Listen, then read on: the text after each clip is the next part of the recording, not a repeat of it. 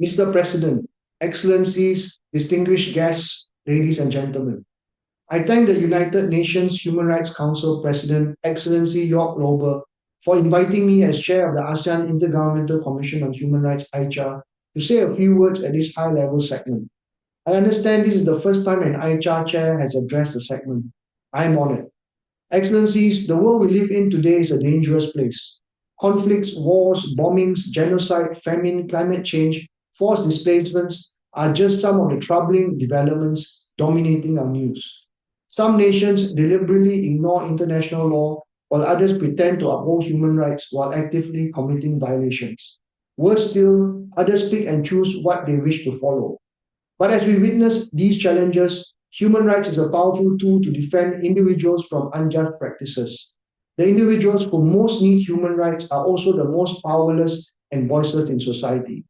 Those living in poverty, those ostracized, the journalist threatened with jail for expressing his views, the parent whose child is lost to disease, the student punished for organizing a peaceful assembly, the woman whose employment is terminated because she's pregnant, the indigenous community whose land is taken away unfairly, those living in the shadow of the gallows.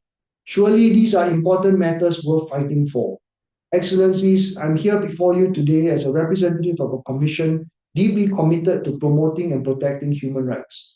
Every day we work with a clear purpose to innovate and evolve our strategies to promote, protect, and uplift the human rights of current and future generations.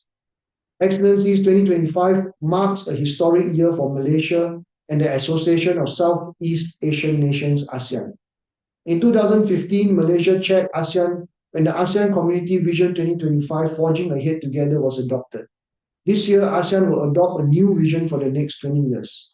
Malaysia's guiding ASEAN theme of inclusivity and sustainability is at the heart of Malaysia's Madani concept.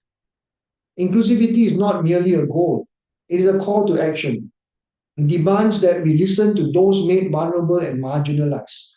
They include women, children, persons with disabilities, indigenous peoples, orang asli, orang asal, migrant workers, refugees, asylum seekers, stateless persons, ethnic, religious, linguistic, and gender minorities, and human rights and environmental rights defenders. It is when we design processes that work well for those at most disadvantaged that we know that these will work to advance human rights for all. Sustainability has at its core the respect for human and environmental rights. We must ensure that today's development does not compromise future generations' dignity, rights, and needs. Since its inception in 2009, AICHR has worked tirelessly to advance human rights through strategic initiatives.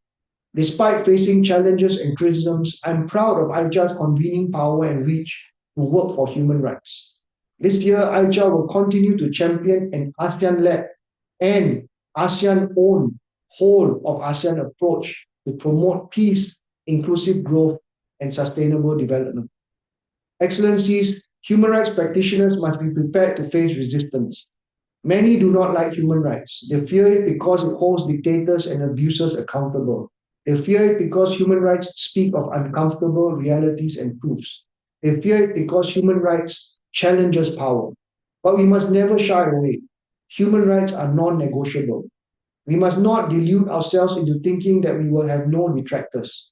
But if AICHR continues to be partisan for human rights, and we can enjoy the support of international human rights institutions such as this Council, we have nothing to fear. We share a common interest in a robust human rights mechanism that will treat all individuals with dignity, regardless of their background, identity, or status. Excellencies, I commend the Human Rights Council for its efforts to further its relationship with the AICHR. We can learn from each other. During our leadership of ASEAN, we will leave no stone unturned.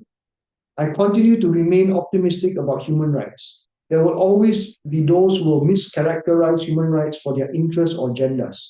We have little time for them. Instead, we will spend time fighting against abuses and urge the Human Rights Council to do the same. Let us be courageous in the face of adversity, knowing that if we keep knocking hard enough and often enough, the doors to peace and justice will eventually open. Human rights are worth fighting for. Let's fight for it together. Thank you.